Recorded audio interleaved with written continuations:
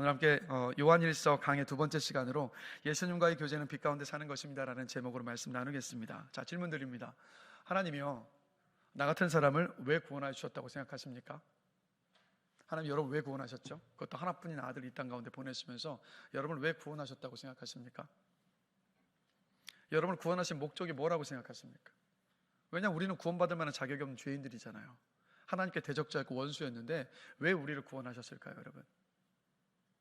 그 이유를 성경에서 분명히 말씀해 주고 계시는데 에베소서 4장 13절입니다. 자, 우리 함께 한 목소리 읽어보겠습니다. 우리가 다 하나님의 아들을 믿는 것과 아는 일에 하나가 되어 온전한 사람을 이루어 그리스도의 장성한 분량이 충만한 데까지 이르리니. 자, 이 말씀을 통해서 보면 우리를 구원하신 목적과 이유는 뭐냐? 우리가 예수를 닮아가도록 하시기 위해서, 우리를 작은 예수로 만드시기 위해서. 그러면 예수님을 닮아간다는 것은 무슨 뜻일까? 그건 뭐냐면 여러분, 예수님의 성품을 담는 것을 말합니다. 그럼 예수님의 성품은 뭐냐? 갈라디아서 5장 20절에 나오는 성령의 9가지 열매가 예수님의 성품입니다. 뭡니까? 사랑, 희락, 화평, 오래 참음, 자비, 양선, 충성, 온유와 절제. 이게 예수님의 성품인데 그 성품을 우리가 닮아가는 것이 바로 여러분 예수님을 닮아가는 것이, 이게 바로 그거예요. 그래서 우리가 예수님을 닮아가도록 하시기 위해서 하나님께서 우리에게 주신 복, 지난주에 말씀을 나눴죠. 그 진짜 복이 뭐냐? 그게 바로 말씀을 통해서 주님과 교제하는 것입니다. 말씀을 통해서 주님과 교제하는 것. 자, 여러분들 많은 인간관계가 있으실 텐데 여러분의 그 수많은 인간관계 중에서 여러분들이 좋아하거나 존경하는 사람들과의 인간관계를 갖게 되면 여러분 어떤 일이 일어납니까? 그 사람을 닮아가잖아요.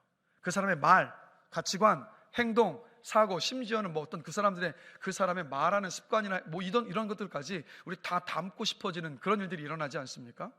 그 분당우리 교회 이찬수 목사님은요, 설교 중에 그런 말씀을 하시는 게 기억이 나요. 목회를 하면서 어려운 일이 생길 때마다 옥하든 목사님이라면 어떻게 하실까라는 생각을 늘 하신다고 합니다. 왜 그렇겠습니까?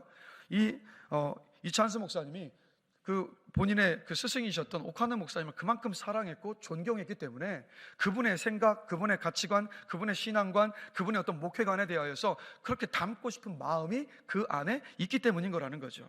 그래서 여러분, 사람은요, 관계 속에서 그 사람을 닮아가고 배우는 거 아니겠습니까? 그래서 이렇기 때문에 우리가 말씀을 통해서 주님과 여러분 교제할 수 있는데, 말씀을 통해서 주님과 교제할 때 어떤 일이 일어나냐면 우리가 주님을 닮아가는 겁니다. 주님의 성품을 우리가 닮아가는 거예요. 예수님의 생각이 무엇인지, 예수님의 마음은 무엇인지, 예수님의 행동은 무엇인가, 그것을 우리가 배우고 느껴서 그대로 따라가게 되는 것, 이것을 위해서 하나님이 저와 여러분을 구원하여 주신 겁니다.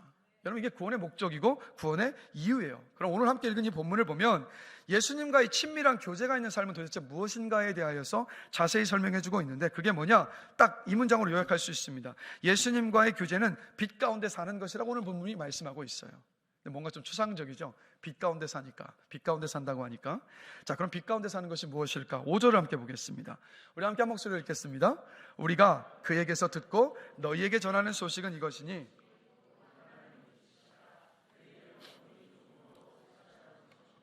자, 우리가 말씀을 통해서 주님과 교제하는데 우리 주님은 빛이시라고 말씀하고 있습니다. 자, 주님이 빛이시라는 것은 무슨 뜻이냐? 어둠이 하나도 없으시다는 말씀이죠. 근데 어둠이 하나도 없다는 말은 뭐냐면 우리 주님께는 죄가 없으시다는 말씀입니다. 죄가 없다는 말은 무슨 뜻이냐? 우리 주님은 거룩하신 분이시라는 말이에요. 그래서 주님과 우리가 교제한다는 것은 죄가 없으시고 거룩하시고 빛이신 주님과 교제한다는 뜻이 되는 겁니다. 자, 그래서 7절을 보면 바로 이 빛이시고 거룩하신 주님과 교제하는 삶에 대해서 이렇게 설명을 하고 있습니다. 우리 7절 함께 한 목소리로 읽겠습니다. 그가 빛 가운데 계신 것 같이,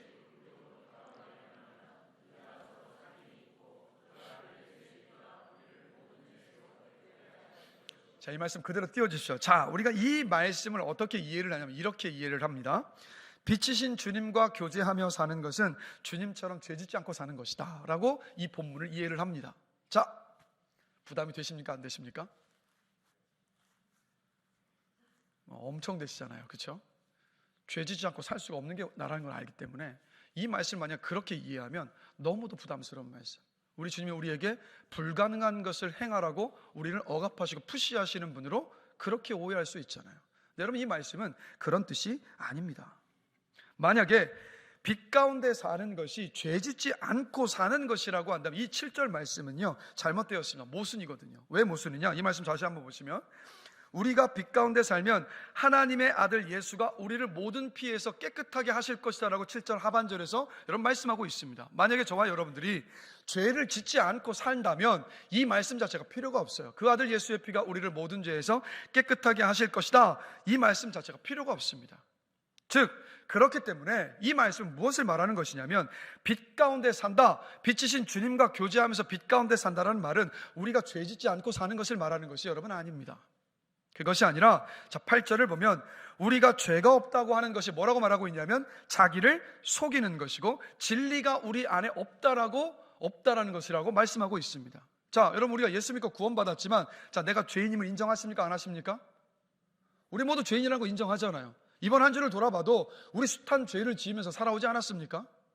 그래서 정말 우리 안에 진리의 말씀이 있으면 내 죄를 알아요. 내 죄를 본다니까요. 여러분 안에 정말 진리의 말씀이 있느냐 없느냐 확인하고 싶으시면 여러분이 삶을 살아가면서 하나님 앞에 내가 죄를 고백하고 있느냐 아니냐, 그것을 보시면 알 수 있는 거예요. 그 다음 9절에 보면 또 뭐라고 말하고 있습니까? 9절에도 역시 이어서 죄를 자백하면이라고 말씀하고 있잖아요. 무슨 말입니까?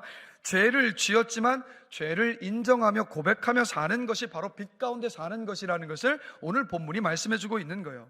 그래서 요약해보면 빛 가운데 산다라는 것은 뭐냐? 내 죄와 허물과 실수를 드러내는 것을 말합니다. 빛 가운데 나아간다고 여러분 우리의 문제나 죄가 사라지는 것은 아니에요. 그러나 빛 가운데 나아감을 통해서 문제는 문제대로, 죄는 죄대로, 허물은 허물대로, 실수는 실수대로, 잘못은 잘못대로 다 드러나는 것, 그런 삶을 사는 사람이 바로 오늘 본문이 말하고 있는 빛 가운데 살아가는 사람인 겁니다. 그래서 사도 요한은 지난주에 우리가 말씀을 나눴지만 우리가 교제하는 예수님을 가리켜서 뭐라고 말씀하고 있냐면 생명의 말씀이라고 하고 있습니다. 즉 무슨 말이냐? 말씀을 통해서 우리가 주님과 교제할 수 있기 때문에 예수님을 생명의 말씀이라고 말을 하고 있어요. 자 그러면 이 생명의 말씀이 어떤 능력이 있느냐, 어떤 힘이 있느냐, 히브리서 4장 12절과 13절 함께 보겠습니다. 자 우리 한 목소리 한번 읽어보겠습니다. 하나님의 말씀은 살아있고 활력이 있어 혼과 영과 및 관절과 골수를 찔러 쪼개기까지 하며 또 마음의 생각과 뜻을 판단하나니 지으신 것이 하나도 그 앞에 나타나지 않음이 없고 우리의 결산을 받으실 이의 눈 앞에 만물이 벌거벗은 것 같이 드러나느니라. 아멘. 자 여러분들, 여러분들의 그 죄와 실수와 허물이요 다른 사람에게 숨길 수 있습니까? 없습니까? 숨길 수 있나요? 없나요? 다른 사람들에게요. 숨길 수 있습니다. 죄송해요. 우리 모두 이 자리에 지금 예배하러 와 있는데 지금 제가 여기서 보니까 여러분 얼굴 표정이 너무 거룩해 보이세요. 죄 하나도 없으신 것 같이 보이고 이번 한 주 진짜 정결하고 거룩하게 살아오신 것처럼 보여요. 자, 그러나 정말 그렇습니까? 아니잖아요. 그러나 우리는 사람들 앞에서 얼마든지 포장하며 숨길 수 있어요. 막 거룩한 척, 죄 짓지 않은 척, 미워하지 않는 척, 내 안에 탐욕이라고는 하나도 없는 척, 얼마든지 척할 수 있습니다. 자 그런데 여러분 모두 경험해 보셨겠지만 우리가 말씀 앞에 서면 어떻게 됩니까? 말씀 앞에 딱 서면 어떻게 돼요? 지금 조금 전에 읽었던 이 히브리서의 말씀처럼 사람들 앞에 숨겨서 들키지 않았던 것이 말씀 앞에 딱 서고 나면 훤히 다 드러나잖아요. 마치 그런 경험도 있으실 것 같은데 말씀이 비수처럼 내 마음을 후벼 파고 드러났던 그런 경험들 매번 하지 않습니까? 이게 말씀이라는 것. 즉 말씀 앞에 서면 사람들 앞에 숨겼던 것들, 사람들 앞에 그렇지 않은 척 포장했던 모든 것들 그냥 훤히 다 드러납니다. 그러니까 예를 들면 이거예요. 여러분들 집안의 청소를 깨끗이 하고 나서 딱 바라보시면 이렇게 흡족하잖아요. 우리 집 진짜 깨끗하다, 먼지 하나도 없는 것 같다, 이런 마음에 뿌듯해지지 않습니까? 자 근데 밝은 햇빛이 집안으로 환하게 비추면 뭐가 보입니까 여러분? 먼지가 많나요 적나요? 먼지가 천지백갈이잖아요. 밝은 빛이 들어오면 먼지가 얼마나 많은지 내 눈에 보이지 않았던 먼지가 밝은 빛이 들어오니까 훤히 드러나 보이지 않습니까? 똑같은 거예요. 우리가 말씀이신 주님과 교제한다, 빛 대신 주님과 교제한다, 그건 사람들 앞에 포장하고 숨겼던 모든 죄가 훤히 다 드러나는 겁니다.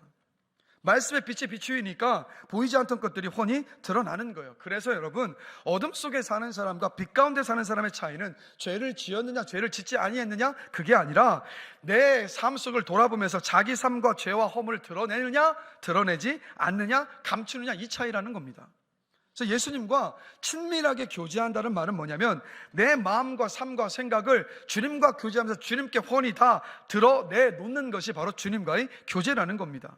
그래서 여러분, 주님과 정말 친밀한 교제 속에 교제를 누리고 싶으십니까? 그러면 여러분의 생각과 마음들을 그냥 솔직하게 다 오픈해 놓을 것을 여러분 결단하셔야 돼요.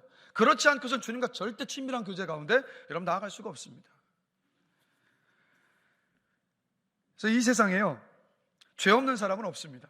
구원받은 저와 여러분들도 죄를 지으니까요. 근데 빛 가운데 사는 사람, 주님과의 교제가 있는 사람은 그래서 어떤 사람이냐면 나는 죄인입니다 라고 고백하며 사는 사람입니다.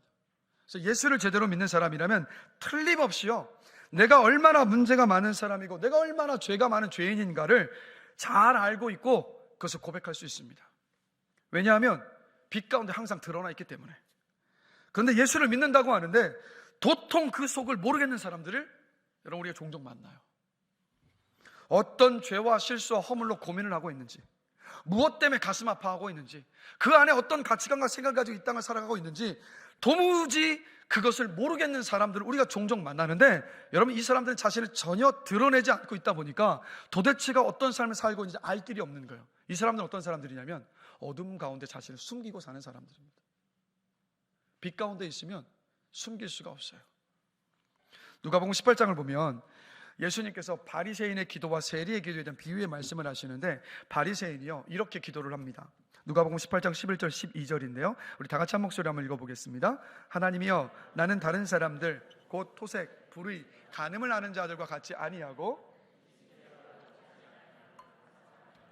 나는 일에 2번씩 금식하고 또 소득의 11조를 드리나이다 하고. 자, 바리새인은 이렇게 기도했는데 똑같은 자리에 곁에 있었던 세리는요 감히 하늘도 못 쳐다보고 가슴을 치며 통곡하면서 이렇게 기도를 합니다. 하나님이여, 불쌍히 여기소서, 나는 죄인으로소이다.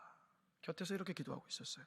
자, 여러분 세상적인 기준으로 보면, 사람의 눈으로 바라보면 바리새인과 세리 중에 의인은 누굽니까? 그럼 바리새인입니다. 바리새인이에요. 바리새인은요 율법을 지키기 최선을 다해 산 사람이거든요. 자, 그런데 세리와 비교를 해보면 바리새인은 훨씬 더 경건한 사람이고 말씀대로 살려는 사람이기 때문입니다. 자, 근데 이 비유를 보면 하나님께서 바리새인과 세리 가운데 누구를 의롭다고 하셨죠? 세리를 의롭다고 하셨습니다. 바리새인이 아니라 세리를 의롭다고 하셨단 말이에요. 세리는 누구냐면 그때 당시에 로마의 어떤 명령을 받아서 세금을 걷어내는 사람이었는데, 부과돼 걷어내야만 할 세금보다 더 많은 세금을 걷어낸 다음에 그 나머지를 자신의 주머니로 착복한 사람입니다.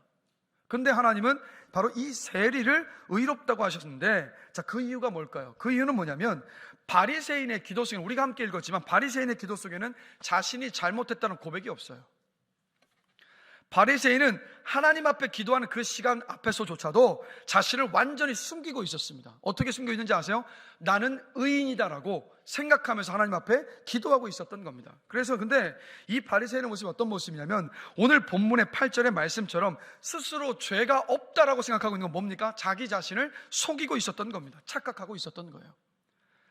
하나님의 뜻대로 살았던 것만 생각하면서 내가 하나님의 뜻대로 살지 못했던 건 전혀 기억하지 못하고 하나님의 뜻대로 살았던 시간들만 생각하면 나는 하나님 의인입니다 라고 이야기하면서 하나님 아버지 앞에 떳떳이 서서 나는 죄가 없노라고 그렇게 기도하고 있었던 사람이 바로 바리새인입니다. 자, 그런데 세리는 자기가 잘했다는 이야기를 단 한마디도 하질 않아요. 왜요?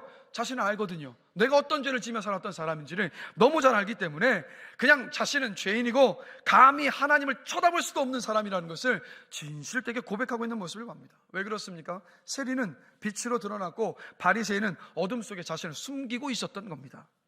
그래서 우리가요, 우리 함께 신앙생활하면서 어떤 사람을 보면서 저 사람은 믿음이 좋아라고 할 수 있습니다. 그러나 그건 우리가 볼 때 그런 거예요, 여러분. 하나님 앞에서 만약에 그 사람이, 우리가 믿음이 좋아라고 이야기했고 인정했던 그 사람이 정말 그 사람이 하나님 앞에서 자신의 모든 것을 다 드러내놓고 사는 사람이라고 한다면, 말씀을 통해서 주님과 교제하면서 내 허물과 실수와 죄악들을 있는 그대로 솔직하게 모든 것을 다 드러내놓고 사는 사람이라고 한다면 그 사람 진짜 믿음 좋은 사람 맞습니다. 그런데 만약에 하나님 앞에서 그 사람이, 우리가 볼 때는 믿음이 너무 좋은 것처럼 보이지만 그 사람이 하나님 앞에서 자신을 감추고 사는 사람이라면, 주님과 말씀을 통해서 교제하고 있음에도 불구하고 내 죄와 실수와 허물들을 하나도 인정하지 않고 내놓지 않는 사람이라고 한다면, 여러분 그 사람은 믿음 좋은 사람이 아닙니다. 믿음 좋은 사람이 아니에요. 여러분, 그래서 우리는요, 주님과의 교제 속에서 우리의 모든 것들을 다 드러낼 수 있어야 합니다. 숨김이 없이, 단 하나도 숨김이 없이. 그러니까 여러분, 말씀을 듣거나 읽거나 뭐 예배에 참석할 때마다 제가 계속 강조하는 거지만, 여러분 말씀을 통해서 주님과 교제할 때 이러시면 안 돼요. 이 말씀은 우리 남편이 들어야 되는데, 이 말씀은 우리 아내가 들어야 되는데, 와, 이 말씀 우리 애들이 들었을 때 왜 오늘은 안 하는 거야? 이 말씀은 어떤 집사님이 들어야 되는데, 여러분 이러시면 안 돼요. 모든 말씀은 그 순간마다 하나님이 누구에게 하시는 말씀이라고요? 나에게 하시는 말씀이에요. 나에게 하시는 말씀이라고요. 말씀을 통해서 나를 봐야지 왜 나에게 하시는 말씀을 해가지고 다른 사람들 후벼파고 계십니까? 그게 아니라 모든 말씀을 대할 때마다 나에게 하시는 말씀으로 받아들일 때 비로소 주님과 진정한 교제 속에 우리가 들어갈 수 있습니다. 그래서 우리 모두가 다요, 말씀 앞에 나를 세우고 말씀이 깨닫게 하는 나의 허물과 실수와 그 죄들을 인정하고 고백할 수 있는 우리 모두가 되기를 원합니다. 그게 여러분 바로 빛 가운데 사는 거예요. 오늘 사도 요한이 말하고 있는 빛 가운데 사는 것.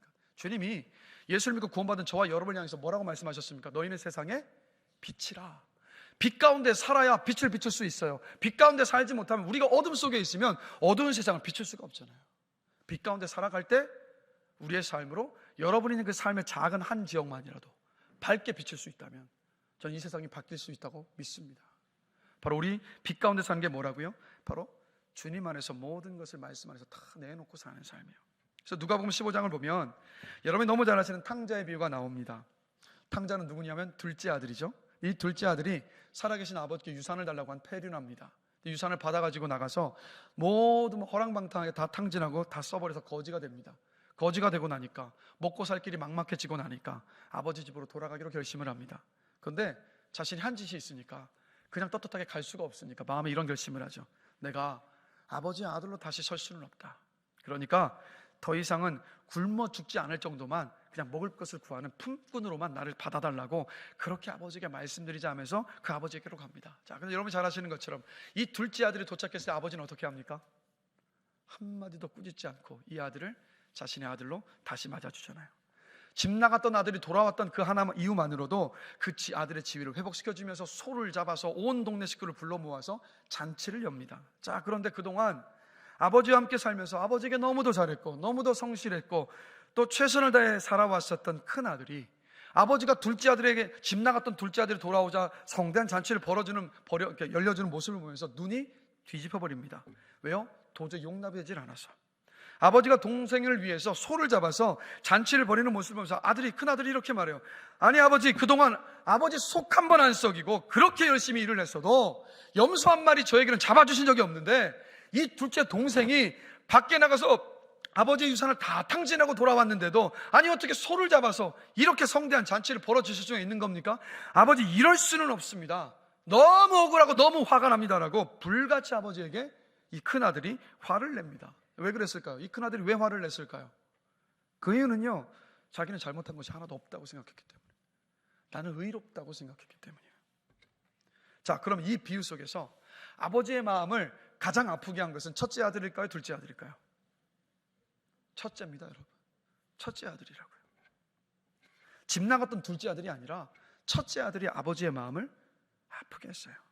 왜냐하면 아버지의 마음을 전혀 헤아리지 못했던 아들이기 때문에. 큰아들은 아버지와의 친밀한 교제가 없었습니다.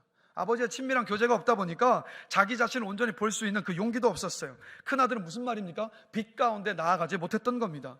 누군가가 만약에 큰아들에게 너도 잘못했어라고 이야기했다면 난리가 났을 거예요, 아마. 비유 속엔 나오지 않지만. 자, 여러분, 그러면 이 탕자의 비유가 무엇을 말하고 있는 것일까요? 이걸 말하고 있는 겁니다. 하나님은요, 저와 여러분들이 얼마나 많은 죄를 지었는가 거기에 관심이 있으신 것이 아니라 하나님이 정말 관심이 있으신 것은 뭐냐면 우리가 얼마나 솔직하게 죄를 고백하며 살아가느냐, 거기에 하나님께서 여러분 관심 갖고 계신 겁니다. 이 비유를 통해서 그것을 말씀해 주고 계시는 거예요. 왜 그렇습니까? 제가 조금 전에도 말씀드렸지만 예수를 믿고 우리 모두가 다 구원받았지만 우리는 육신을 가지고 살아가고 있기 때문에 죄의 유혹과 충동에서 벗어날 수 없기 때문입니다. 우리는 거듭나서 예수를 믿고 있지만 여전히 죄를 지으며 살 수밖에 없기 때문입니다. 하나님이 이것을 너무 잘 아시거든요. 우리 주님이 이것을 너무 잘 아시거든요. 그래서 하나님은 여러분, 우리에게 다른 것을 요구하시는 것이 아니라 죄를 회개하라고, 고백하라고 말씀하시는 겁니다. 말씀을 통해서 주님과 교제하면서 내 죄를 고백하며 사는 것이 바로 빛 가운데 사는 것이니까 네가 네 죄를 고백하고 회개하면서 빛 가운데 살기를 원한다라고 오늘 저와 여러분에게 주님께서 말씀하고 계신 겁니다. 자, 여러분 오늘 이제 교회에 오셔서 여러분 너무 멋진 모습들로 오셨는데 교회 오실 때 거울을 몇 번이나 보셨습니까?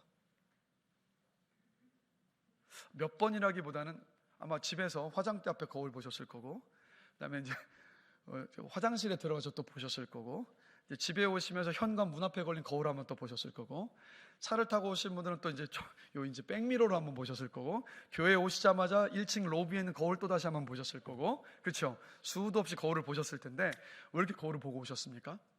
왜죠? 왜 이렇게 거울을 보시면서 단장하고 오셨어요, 여러분? 네? 말씀을 부끄러워서 안 하셔서 하나님께 잘 보이시고 싶어서 그러신 줄로 저는 믿고 싶습니다. 네, 그렇게 믿고 싶어요. 자, 그러나 죄송해요. 우리가 이렇게 예배 때 올 때마다 거울을 보면서 그렇게 외모를 단장하는 이유는 뭐냐면 왜 그래요? 사람을 만나잖아요. 그렇죠? 사람을 만나잖아요. 그 사람들 앞에 좀 반듯한 모습, 멋진 모습, 아름다운 모습을 보여주고 싶기 때문에 우리는 그렇게 거울을 봐요. 근데 여러분, 이렇게 외모는 참 이렇게 꽃단장을 많이 하는데 정말 안타까운 것은 뭐냐면 외모는 이렇게 단장하려고 하는데 마음을 단장할 생각은 별로 하지 않아요. 왜요? 사람들이 내 마음을 못 보니까요. 내 겉모습은 봐도 내 마음은 보지 않으니까 내 마음을 별로 단장할 생각을 하지 않습니다. 그러니까 겉은 반듯하고 멋진데 마음은 화나는 대로, 짜증나는 대로, 원망하는 대로 그냥 그대로 교회로 와요. 외모는 다 보이니까 깔끔한데 드러나지 않는 내 마음속만큼은 엉망입니다. 그리고 예배 자리에 와요. 자, 근데 질문 드릴게요. 하나님은 무엇을 보실까요? 우리의 외모를 보실까요? 우리의 중심을 보실까요? 하나님 우리의 중심을 보신다는 거예요. 근데 우리가 이걸 너무 쉬이 잊어요. 꽃단장만 하고 와요. 우리 예수 믿는 사람들입니다. 그렇기 때문에 내 속을 주님 앞에서 드러낼 결단을 우리는 해야만 합니다. 천국은 어떤 곳이라고 생각하세요? 여러분, 천국이 왜 좋은 곳이죠? 아직 이 질문이 먼저가 아니라 여러분, 천국을 사모하십니까? 왜 이렇게 사모하세요? 천국을 왜 이렇게 사모하세요? 주님과 함께 있는 곳이기 때문에. 다른 이유가 아니라 주님과 함께 있는 곳이기 때문에. 그것은 고통도 슬픔도 눈물도 아픔도 없는 곳이에요. 그러나 한 가지 우리가 더 생각해야 될 것이 있는 게 뭐냐면 천국은 어떤 곳이냐? 주님과 함께 있는 곳이잖아요. 주님과 함께 있기 때문에 우리의 모든 것들이 다 드러나는 곳이 천국입니다. 가릴 것이 하나도 없어요. 근데 만약에 우리가 구원받았는데 이 땅을 살면서 주님 앞에 숨길 것이 있다. 이 천국 가면 괴롭겠습니까? 행복하겠습니까? 아니, 여기서도 주님 앞에 꺼내놓지 못하는 게 있는데 천국 가면 그게 좋겠습니까? 안 좋잖아요. 그렇기 때문에 말씀을 통해 주님과 교제하며 내 죄를 숨기지 않고 빛 가운데 살아가는 저와 여러분이 되기를 주님의 이름으로 간절히 기도합니다. 이게 오늘 본문이 말씀하고 있는 거예요. 자, 그런데 말씀을 통해 주님과 교제하며 죄를 숨기지 않고 빛 가운데 살면 그냥 그게 다가 아니라 우리가 경험하게 되는 것을 오늘 본문에서 말씀하고 있는데, 그게 지난주에 말씀 나눴던 본문인데 4절입니다. 우리 4절 말씀 한 목소리로 다시 한번 읽어보겠습니다. 우리가 이것을 쓰면, 자, 이 사도 요한이 하는 말이 주님과의 교제가 진짜 우리의 복인데 주님과의 그 교제가 있으면 기쁨이 충만할 것이라고 이야기합니다. 즉 무슨 말입니까? 말씀을 통해서 주님과 교제하면서 우리가 빛 가운데 살아갈 때 우리의 삶 가운데 기쁨이 충만하게 될 것이라는 말씀이 되는 거예요. 자, 그러면 자기 속에 있는, 내 속에 있는 것을 주님 앞에 다 드러내는 게 여러분 왜 그렇게 기쁠 수 있는 것일까? 왜냐하면 허물과 잘못이 있으면 주님의 그 보혈로 깨끗이 씻음받을 수 있기 때문입니다. 예수님께서 십자가 위에서 피 흘리시기까지 죽으시면서까지 우리의 죄를 사하여 주셨습니다. 믿으십니까? 그래서 우리가 죄를 드러내고 고백하지 않으면 깨끗이 씻음받는 십자가의 은혜를 누릴 길이 없습니다. 그러나 우리의 죄와 허물과 실수와 잘못을 인정하고 그 죄를 고백하며 회개하며 십자가를 붙들고 나아갈 때 주님께서 우리의 죄를 용서해 주시는 그 은혜와 기쁨을 여러분 누릴 수 있는 거예요. 그러나 우리가 빛 가운데 나오기를 힘쓰면, 그리고 우리가 빛 가운데 나오기를 힘쓰면 깨끗이 씻음받는 그 은혜 속에서 우리가 살아갈 수 있는 겁니다. 그러면 내가 씻음받은 그 기쁨을 어떻게 알 수 있느냐 생각해 볼게요. 자, 아담과 하와가 창세기를 보면 하나님께서 먹지 말라고 유일하게 금지해 놓은 선악과를 따먹었습니다. 죄를 짓고 나서, 그 선악과를 따먹은 게 죄잖아요. 죄를 짓고 나서 아담과 하와가 어디에 숨습니까? 나무 사이에 숨어버립니다. 그러자 하나님이 어떻게 하세요? 이렇게 하시죠. 아담아, 아담아, 네가 어디에 있느냐. 자, 하나님이 아담과 하와가 어디에 숨어 있는지 모르셔서 아담아, 아담아, 어디에 있느냐고 물으셨겠습니까? 아니에요. 하나님 분명히 알고 계셨단 말이에요. 이 질문은 무슨 뜻이겠습니까?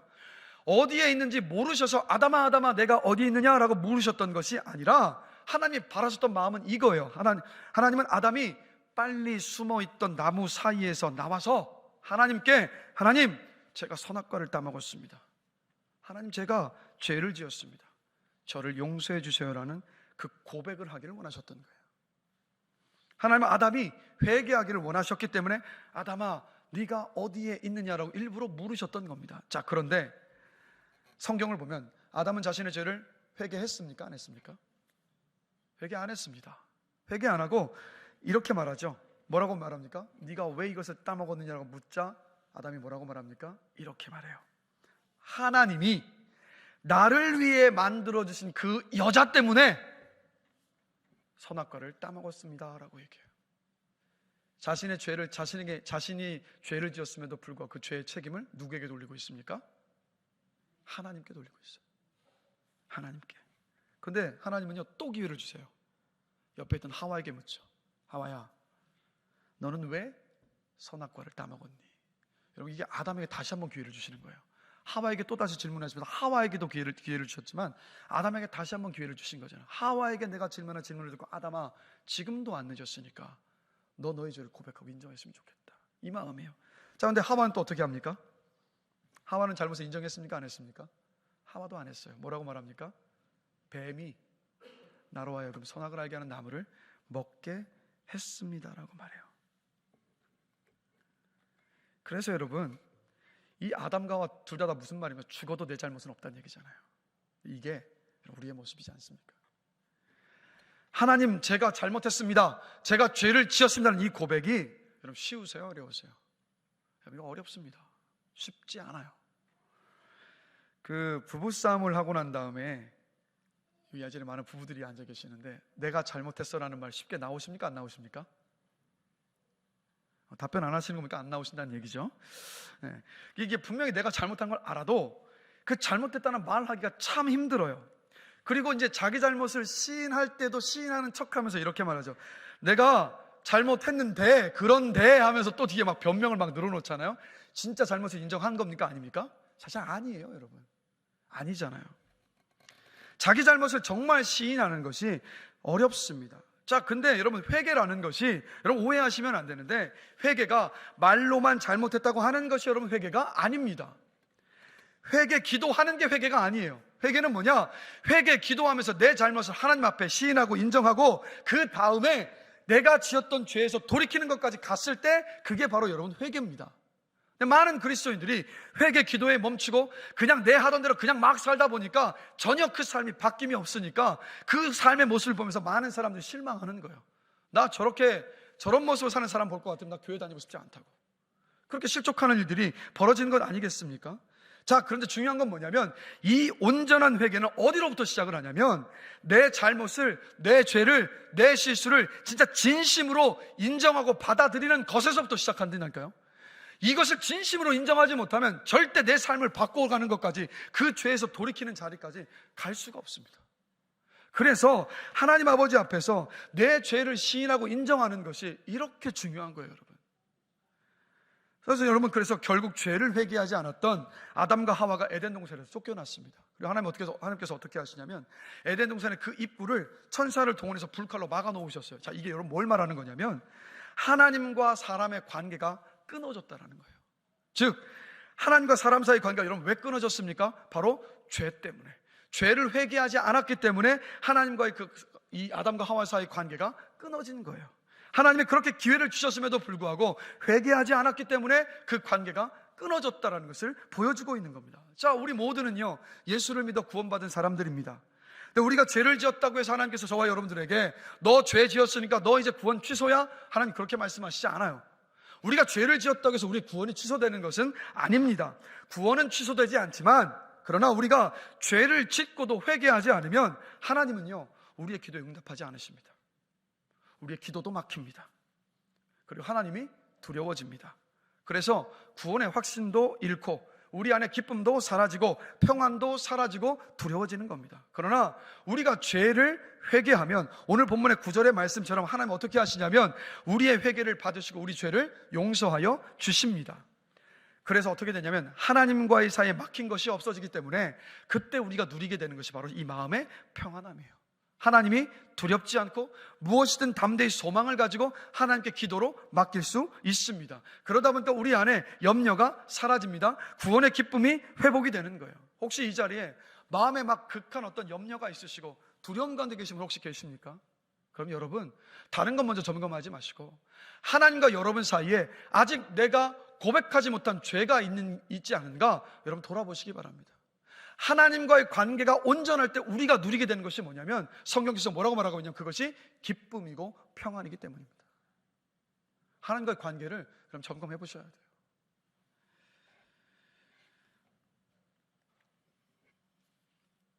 자, 그런데 이 기쁨뿐만이 아니에요.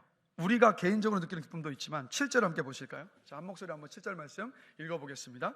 그가 빛 가운데 계신 것 같이 우리도 빛 가운데 행하면 우리가 서로 사귐이 있고, 그러니까 우리가 말씀을 통해서 주님과 교제하며 죄를 숨기지 않고 빛 가운데 살아가면 뭐가 있다고 말하고 있냐면 사귐이 있다라고 말씀하고 있어요. 무슨 말입니까? 성도 간의 관계 속에서, 교제 속에서 기쁨을 누릴 수 있다는 말입니다. 자, 이 자리에 나는 죄인입니다라고 고백하지 않는 분은 한 분도 계시지 않을 겁니다. 다 고백하시고 인정하실 거예요. 그리고 우리 모두는 기도할 때도 죄인이라고 인정합니다. 서로 만나서 이야기할 때도 죄인이라고 합니다. 기도할 때도 하나님 지난 한 주에 많은 죄를 지으며 살아왔노라고 고백합니다. 자, 그런데 이렇게 말로만 고백한 것만으로 여러분이 진짜 내 죄를 다 드러내며 고백하고 사는지 여러분 알 수가 없어요. 그럼 무엇으로 알 수 있는지 아십니까? 다른 사람을 정죄하는 모습을 보면 알 수 있습니다. 여러분, 내가 진짜 죄인이라는 것을 인정하면 다른 사람을 정죄할 수가 없어요. 나도 죄인인데 누가 누구를 정죄합니까?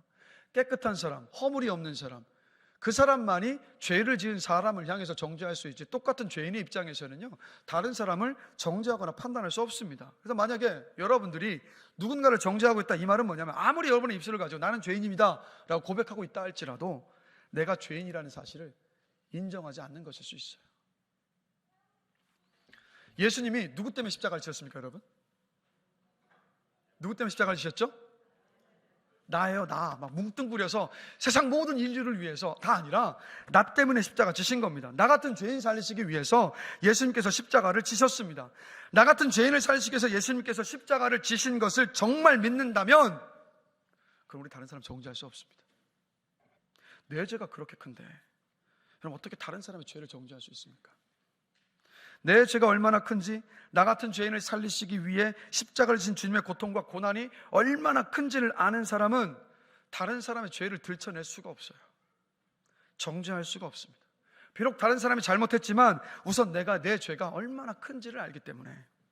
그래서 정말 내가 죄인인 것을 아는 사람은요, 죄를 지은 내 주변의 사람들을 바라볼 때 정죄하고 판단하고 비판하는 마음으로 그를 바라보는 것이 아니라 그 사람을 향한 긍휼한 마음을 품습니다. 왜냐하면 주님의 그 긍휼하심 때문에 내가 구원받았다라는 것을 알고 있기 때문입니다. 그래서 말씀을 통해서 주님과 교제하며 빛 가운데 사는 사람은 다른 사람을 보는 게 아니라 바로 나를 보는 겁니다. 그래서 남의 말을 못해요. 다른 사람을 정죄하고 판단하지 않습니다. 다른 사람을 긍휼히 여기고 판단하지 않고 포용해주고 용납해주고 이해해줍니다. 그래서 관계에 기쁨이 있는 거예요. 여러분 한번 생각해 보십시오. 여러분이 소속되어 있는 목장 안에, 청년들도 그렇고 다 목장 모임 안에 갔는데 만나는 사람들마다 나의 실수와 허물과 연약함을 다 고백해놓고 막 실수와 잘못을 막 꾸짖고 비판하고 정죄하는 게 아니라, 그거 나도 그렇게 무너지고 넘어질 때가 있었어요. 그런데 힘내세요. 내가 무너지고 넘어졌을 때 너무 힘들고 괴로웠지만 주님께서 제 마음을 만져주셨고 저를 이렇게 회복시켜 주셨습니다. 여러분, 이렇게 함께 나누며 서로를 격려하면서 서로를 위해서 기도해주는 목장이라고 한다면, 그런 모임이라고 한다면 그 안에 풍성한 기쁨이 있을 줄을 저는 확신합니다. 여러분들이 모이는 그 모든 모임들이 그런 교제의 풍성한 기쁨을 누리게 되기를 주님의 이름으로 간절히 기도합니다. 그래서 우리 청년들이야, 우리 학생들이야 이미 밥 모임도 하고 있고 청년들도 목장 모임을 하고 있지만, 우리 장년들은 오늘 새롭게 목장이 편성됐고 교회에 들어오시자마자 목장 편성표를 보셨을 겁니다. 새로운 목자를 만나서, 새로운 목장 식구를 만나서 성도의 교제를 시작을 합니다. 그런데 혹시 과거의 어떤 일 때문에 목자를 혹은 목장 식구를 미워하거나 탐탁지 않게 여기고 있다면, 여러분 기억하십시오. 지금 여러분 그런 마음을 가지고 있으면 주님의 마음을 아프게 하고 계시다는 거예요. 나를 아프게 한 그 사람의 잘못을 보면서 정죄하면서 미워하지 마시고, 나 같은 죄인을 살리시기 위해서 십자가를 지신 주님을 먼저 바라보십시오. 주님 앞에 내가 얼마나 큰 죄인인지를 깨닫고 나면 그 사람의 허물과 실수와 잘못이 안 보여요. 주님의 긍휼의 은혜를 입은 죄인인 여러분, 내가 먼저 보입니다. 그러면 그 사람을 긍휼히 여기는 바로 주님의 그 마음이 보이기 시작을 합니다. 주님의 마음이 우리에게 보이기 시작하면 그 사람을 우리 긍휼함으로 대할 수 있습니다. 목자를 바라볼 때, 목장 식구를 바라볼 때도, 그리고 다른 성도를 바라보실 때도, 목회자를 바라보실 때도, 배우자를 바라보실 때도, 여러분의 자녀들을 바라보실 때도 주님의 마음으로, 긍휼한 마음으로 볼 수 있는 우리 모두가 되기를 주님의 이름으로 간절히 기도합니다. 그리고요, 말씀을 통해서 주님과 교제하면서 나를 다 드러내는 것처럼 함께하는 목장 식구들에게도 다 드러낼 수 있는 여러분들이 되시길 주님의 이름으로 축원합니다. 주님과의 친밀한 교제는 빛 가운데로 나가서 살 결심을 하는 겁니다. 더 이상 감추며 살지 않는 게 주님과의 교제입니다. 만약 목장 식구들에게 여러분과 함께 만나서 교제하는 분들에게 드러낼 수 없는 일이라고 한다면, 그러면 여러분 빨리 끊어내거나 빨리 정리하셔야 될 일이잖아요. 즉, 우리는 빛 대신 주님과 교제하는 사람들이기 때문에 바로 빛 대신 주님과 교제하는 사람들과 딱 만났을 때도 숨김이 없이 모든 것들을 다 내어놓을 수 있는 그런 모임을 이루어갈 수 있어야 돼요. 그래서 그 특별히 목장 모임은요, 일상의 이야기, 세상 이야기, 수박 겉핥기식의 어떤 그런 나눔을 하는 것 목장 모임 아닙니다. 만약 여러분들 이제까지 그런 목장을 해오셨다면 주님께서 바라셨던 목장 모임 하신 것이 아니에요. 주님께서 바라셨던 성도의 교제를 누리셨던 것이 아닙니다. 목장은 뭐냐? 말씀의 은혜를 나누는 곳입니다. 말씀에 비추어서 내 연약함과 허물을, 잘못을 솔직하게 고백하고 꺼내놓는 것이 바로 여러분 바로 목장 모임입니다. 그리고 꺼내놓는 것에서 멈추는 게 아니라 서로를 위해서 정말 긍휼한 마음으로 주의 은혜를 구하면서 기도해 주는 곳, 그것이 바로 여러분 바로 목장 모임입니다. 그럴 때 우리 안에 진짜 기쁨이 회복되는 거예요. 왜요? 내 삶이 바뀌어져 가고 있고 나를 위해서 눈물로 기도하는 그 함께하는 그 함께 목장 식구들의 그 사랑의 마음으로 인하여서. 그래서 목장 안에서 이렇게 기뻐지다 보면 우리 성도의 교제 안에 기쁨이 있다 보면 어떤 일로 이어지는 겁니까? 바로 복음을 전하는 생명을 낳는 목장으로 이어지는 거잖아요. 여러분, 여러분의 몸과 함께 된 목장 모임이 이러한 목장 모임이 되기를 주님의 이름으로 간절히 기도합니다. 목장 모임이 뭐라고요? 말씀의 은혜를 나누는 것, 서로를 위해서 함께 기도하는 것, 그리고 복음을 전하여서 생명을 낳는 것이 바로 여러분 목장입니다. 그런 목장을 세워가시길 다시 한번 주님의 이름으로 축복합니다. 여기 어디죠? 성남에 가면 김양재 목사님이 목회하시는 우리들 교회가 있는데요, 이 우리들 교회의 목장 이름을 보면 굉장히 독특합니다. 그 가운데 아주 특이한 목장이 있는데 광풍 목장이 있어요. 광풍 목장, 미칠광의 바람풍 목장입니다. 이 목장이 어떤 목장일까요, 여러분? 바람핀 사람들이 모인 목장입니다. 그래서 이게 어떤지 한번 바람을 피고 주께 회심하고 그래서 이제 그 목장에 온 거예요. 저는 바람을 폈습니다. 그래서 내 아내와 아이들을, 내 배우자와 아이들을 너무 상처를 줬고 주님 앞에 너무 큰 죄악을 제가 저질렀습니다. 그래서 제 마음이 너무 아프고 상심됐고 너무 부끄럽습니다. 이거 나눠요. 어떤 목장이에요? 이 목장이 광풍 목장, 미칠광의 바람풍이니까 옆에 이제 한 분이 나누는 거예요. 저는 2번 바람 폈습니다.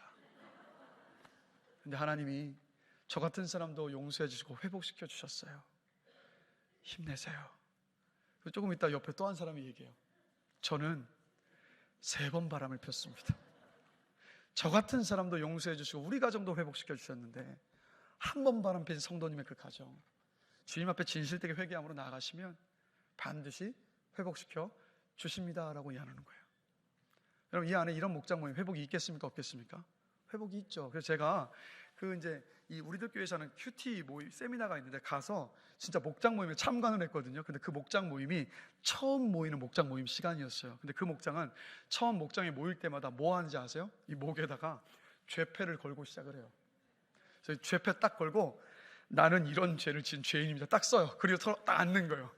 그리고 나서 이 말씀 안에서 서로 죄를 고백하고 또 그 비슷한 죄악 앞에 무너졌던 분들이 말씀을 통해서 내가 이렇게 이겨낼 수 있었으면 그 고백을 함께 나누면서 서로가 그 안에서 정말 진실된 교제를 나누는 모습을 봤습니다. 이게요, 하루아침에 우리들 교회처럼 할 수 있는 건 쉽지 않습니다. 그러니까 먼저는 여러분이 목장 식구들 앞에 꺼내놓을 수 없는 것이라고 한다면 빨리 정리하십시오. 빨리 끊어내시고, 그리고 이왕이면 우리 목장 모임에 갔을 때마다 막 세상 이야기 하다가 뭐 그런 이야기도 그냥 소일 다 보내서 끝마치지 마시고 말씀 안에서 여러분의 허물과 실수와 잘못들을 고백하시고 그 안에서 주의 말씀으로 치유받고 함께 기도하면서 서로를 세워주는 그런 목장을 세워가시길 주님의 이름으로 축복합니다. 말씀을 마무리하겠습니다. 어떤 분들은요 이런 질문을 합니다. 회개하고 또 회개해도 똑같은데 도대체 언제까지 회개해야 합니까? 정말 회개가 소용이 있기는 한 겁니까? 라는 질문을 던지시는 분들이 있습니다. 이 자리에도 계실 거예요. 그러면 제가 한번 질문을 드리겠습니다. 여러분 매일 세수하고 샤워하시죠? 답변 안 하시면 안 하십니까? 여러분 매일 세수하고 샤워하시잖아요. 그렇죠? 더러워질 거 뭐하러 하십니까? 더러워질 거 뭐하러 하세요? 깨끗하게 하려고. 왜 깨끗하게 하려고 합니까? 우리가 한 달 동안 1년 동안 세수하지 않고 목욕하지 않으면 냄새나서 누구도 우리가 가까이 하지 않을 거 아니겠어요? 똑같은 거예요. 여러분 우리가 회개한다? 이건 뭐냐면 우리의 영혼을 샤워하는 시간, 우리의 영혼을 깨끗이 하는 시간입니다. 왜요? 주님 앞에 서기 위해서, 주님과의 관계와 교제를 누리기 위해서라는 것. 그래서 회개하지 않으면 어떤 일이 벌어지냐면 우리가 씻지 않으면 몸에 때가 끼는 것과 똑같이 회개하지 않으면 죄가 쌓입니다. 죄가 쌓이기 시작하면 죄에 무감각해지기 시작합니다. 죄에 무감각해지기 시작하잖아요. 그럼 우리의 이 양심이 마비가 된 그 다음부터는 하나님에게서 여러분 완전히 멀어지는 겁니다. 그래서 여러분 회개는 우리가 매일 세수하고 샤워하는 것처럼 매일 하는 것입니다. 우리가 회개할 때 하나님께서 우리를 죄로부터 점점 멀어지게 하시는 그 역사가 여러분 반드시 일어납니다. 그리고 야고보서 5장 16절 말씀 함께 보실까요? 한 목소리 한번 힘차게 읽겠습니다. 너희 죄를 서로 고하며 병낫기를 위하여 서로 기도하라. 의인의 간구는 역사하는 힘이 많으니라. 여러분 초대교회를 바라볼 때마다 우리는 기억하는 것이 뭐냐면 초대교회는 능력이 있는 교회잖아요. 근데 초대교회의 능력은 어디로부터 시작했냐면 이 말씀을 통해서 보면 죄의 고백으로부터 시작이 되었습니다. 회개하니까 하나님과의 관계에 막힘이 없습니다. 하나님과의 관계에 막힘이 없으니까 믿음을 가지고 무엇이든 하나님께 기도합니다. 막힘이 없으니까 하나님이 나와 늘 함께하여 주고 계시고 인도하여 주시는 그 확신 속에서 이 땅을 살아갑니다. 그러니까 그 삶 가운데 기쁨과 평안함으로 충만합니다. 기쁨과 평안함으로 충만하니까 누구를 만나든 복음을 이야기하고 예수 그리스도를 이야기하고 하나님을 여러분 전할 수 있었던 거예요. 그래서 능력 있게 초대교회 모든 성도들이 이런 고백 속에서 살아가다 보니까 그렇게 많은 성도들이 초대교회 안으로 모여들었던 겁니다. 그렇다면 똑같이 여러분 우리 모두가 다 말씀으로 주님과 교제하면서 초대교회 성도들처럼 빛 가운데 사는 우리 모두가 되길 주님의 이름으로 간절히 축원합니다. 그래야여서 주님과 여러분의 관계 가운데 막힘이 없게 되기를 주님의 이름으로 축복합니다. 그리하여서 사도 요한이 오늘 본문에서 이야기하는 바로 충만한 기쁨, 충만한 평안함 속에서 사시는 여러분들이 되시기를 주님의 이름으로 간절히 축복합니다.